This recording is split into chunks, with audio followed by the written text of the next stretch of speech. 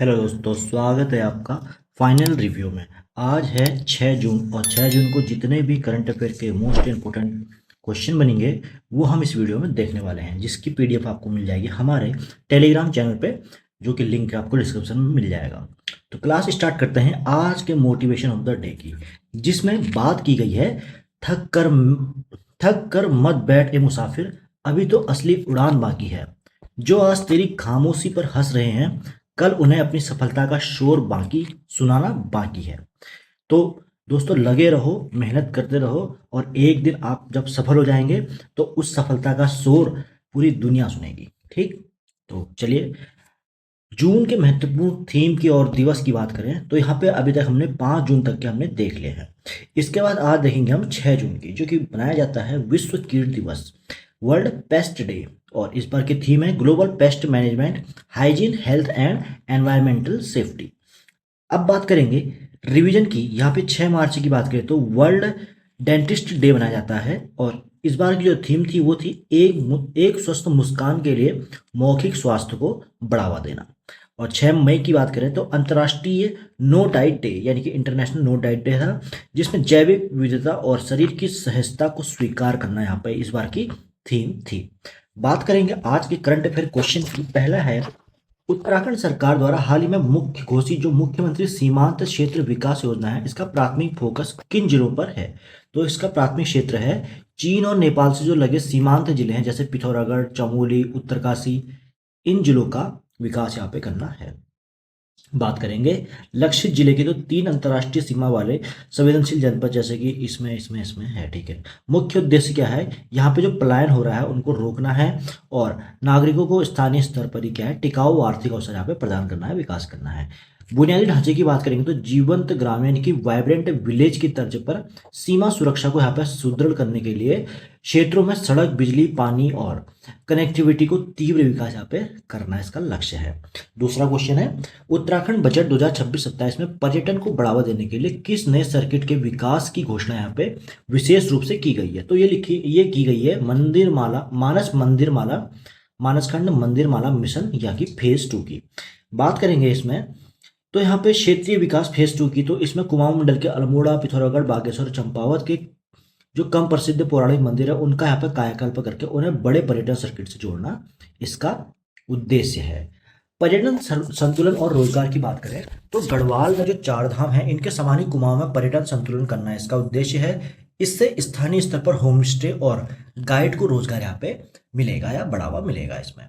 अगला जो क्वेश्चन है, उत्तराखंड सरकार द्वारा योजना आयोग के स्थान पर गठित सेतु आयोग का मुख्य कार्य क्या है? तो इसका मुख्य कार्य है नीति निर्माण, सतत विकास लक्ष्य और स्थानीयकरण और राज्य सशक्तिकरण को यहाँ पे बढ़ावा देना है। बात कर लेंगे इसकी सेतु आयोग की। तो सेतु की फुल फॉर्म है state institute for empowering and transforming Uttarakhand, जिसका गठन नीति आयोग की तर्ज पर किया गया है। अध्यक्षता इसकी मुख्यमंत्री के द्वारा की जाती है, और इसके 4 मुख्य विंग हैं, जिसमें नीति नियोजन, नवाचार, सामाजिक आर्थिक और अनुश्रवण यानी कि मॉनिटरिंग यहाँ पे इसके विंग के काम करते हैं। एसडीजी लक्ष्य की बात करें तो संयुक्त राष्ट्र के सतत विकास लक्ष्यों को उत्तराखंड के ब्लॉक और ग्राम स्तर तक प्रभावी रूप से लागू करना इसका लक्ष्य है। अगला क्वेश्चन है, जून माह की जो शुरुआत है इसमें जून माह की शुरुआत में संपन्न हुआ है गवर्नर कप गोल्फ टूर्नामेंट 2026 21वां संस्करण है उत्तराखंड के किस ऐतिहासिक गोल्फ कोर्स में? तो ये राजभवन गोल्फ कोर्स जो कि नैनीताल में है वहां पर संपन्न किया गया है। ऐतिहासिक महत्व की बात करें तो नैनीताल का राजभवन गोल्फ कोर्स है, इसका निर्माण वर्ष 1926 में हुआ था। ये देश का सबसे पुराने गोल्फ कोर्स में से एक है। बात करेंगे इसकी विशेषता, 7000 फीट की ऊंचाई पर है। ये 18 होल्स वाला एक बेहद खूबसूरत गोल्फ कोर्स है। और स्पोर्ट्स टूरिज्म की बात करें तो इस वार्षिक प्रतियोगिता का मुख्य उद्देश्य उत्तराखंड में खेल पर्यटन को यहाँ पर अंतर्राष्ट्रीय स्तर तक बढ़ावा देना है।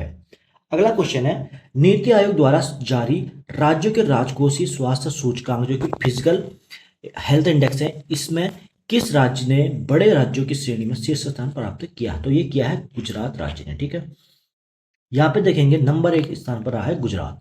मूल्यांकन के यहाँ पे 4 मानक हैं, जिसमें राजकोषीय घाटा, स्वयं कर राजस्व यानी कि राज्य का कर राजस्व, और ऋण जीएसडीपी अनुपात, और ब्याज भुगतान पर आधारित यहाँ पे हैं 4 यहाँ पे मानक।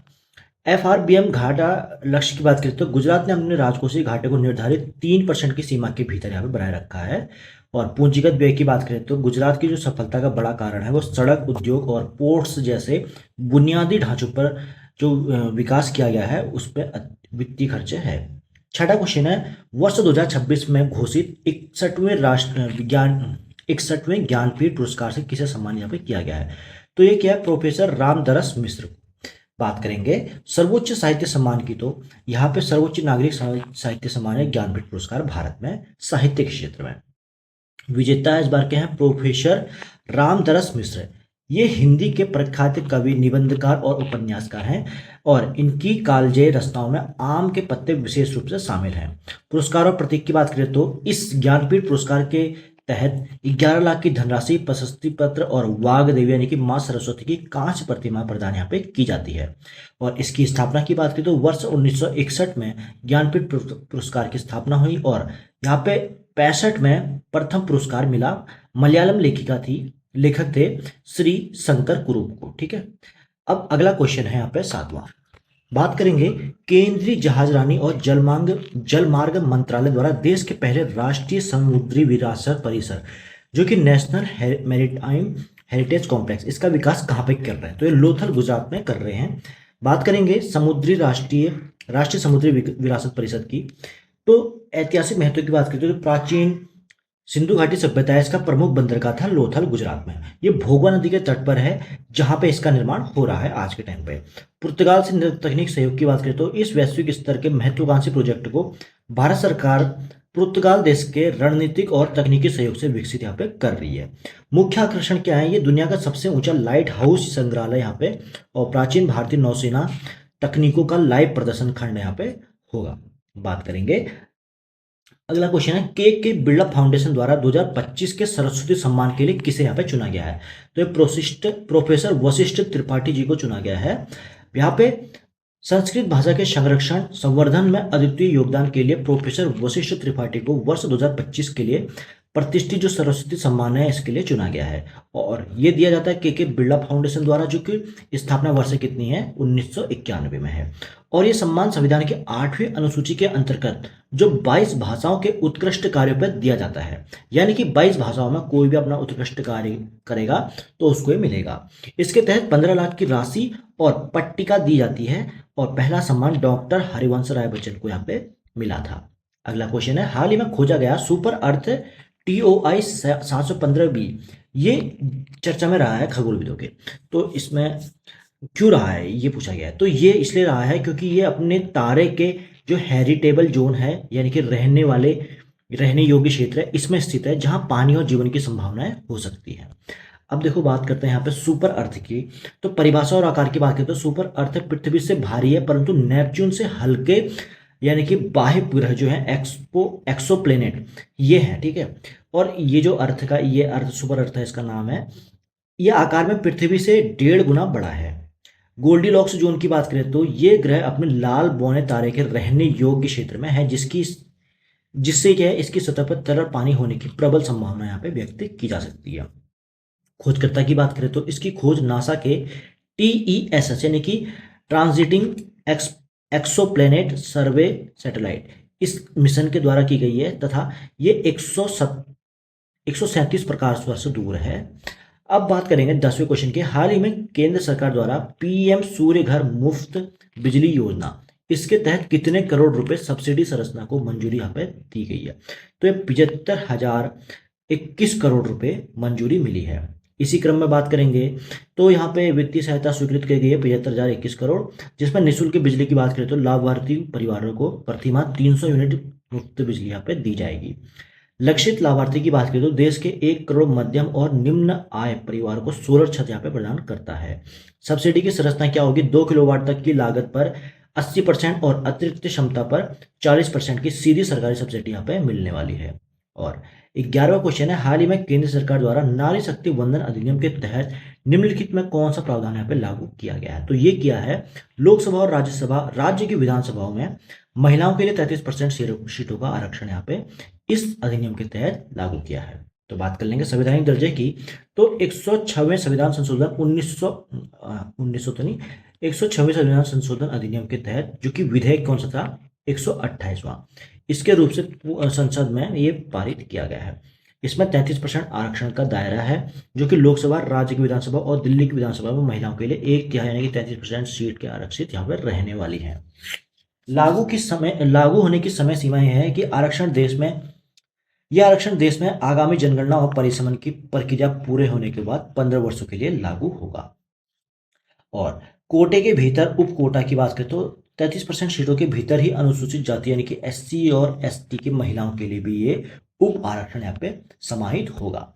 और आज का लास्ट क्वेश्चन है, रिजर्व बैंक ऑफ इंडिया ने वित्त वर्ष 26-27 के लिए भारत की वास्तविक जीडीपी वृद्धि दर यानी कि रियल जीडीपी ग्रोथ रेट कितने प्रतिशत रहने का अनुमान रखा है? तो ये 7% रहने का अनुमान रखा है।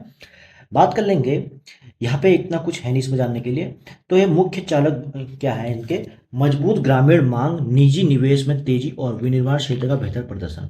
भारत वर्तमान में विश्व की सबसे तेजी से बढ़ती हुई प्रमुख अर्थव्यवस्थाओं में शीर्ष पे बना हुआ है। तो दोस्तों ये थे करंट अफेयर, और आज हम बात करेंगे अब क्वेश्चन ऑफ द डे की, जो कि है उत्तराखंड के भू आकृतिक प्रभाग। ये कल का क्वेश्चन है, ठीक है। तो इसका उत्तराखंड के बारे में पूछा था, भू आकृतिक। तो पहला था इसमें कथन, मुख्य केंद्रीय आक्षेप यानी कि मेन सेंट्रल थ्रस्ट क्या है? बृहद हिमालय यानी कि ग्रेटर हिमालय को लघु हिमालय से अलग करता है। मैंने एक वीडियो में भी बता रखा है, उत्तराखंड की वीडियो में, कि वहाँ पे 4 हिमालय होते हैं, वहाँ पे कौन सा जो है किस मेन सेंट्रल थ्रस्ट है, और ठीक है MCT, MBT और HFT ये होता है। तो ये इसका आंसर ए केवल फर्स्ट था, दूसरा वाला गलत था, क्योंकि यहाँ पे जीवाश्म विहीन होते हैं लघु हिमालय क्षेत्र की चट्टानें अत्यधिक रूपांतरित होने के कारण। इसमें पूछा था कि लघु हिमालय क्षेत्र में जीवाश्म पाए जाते हैं या नहीं पाए जाते हैं? इसमें पाए जाते हैं लिखा था, लेकिन नहीं पाए जाते। और आज का क्वेश्चन है, उत्तराखंड राज्य आंदोलन के दौरान 2 सितंबर 1994 को खटीमा गोलीकांड में हुआ था, ठीक है। इसे छात्र आंदोलन के इतिहास में किसे काला दिन के रूप में याद किया जाता? तो 4 ऑप्शन है दोस्तों, आप कमेंट बॉक्स में अपना आंसर कर सकते हैं। बाकी हम मिलेंगे अगली वीडियो में अगले करंट अफेयर के साथ। तब तक के लिए थैंक यू, जय हिंद।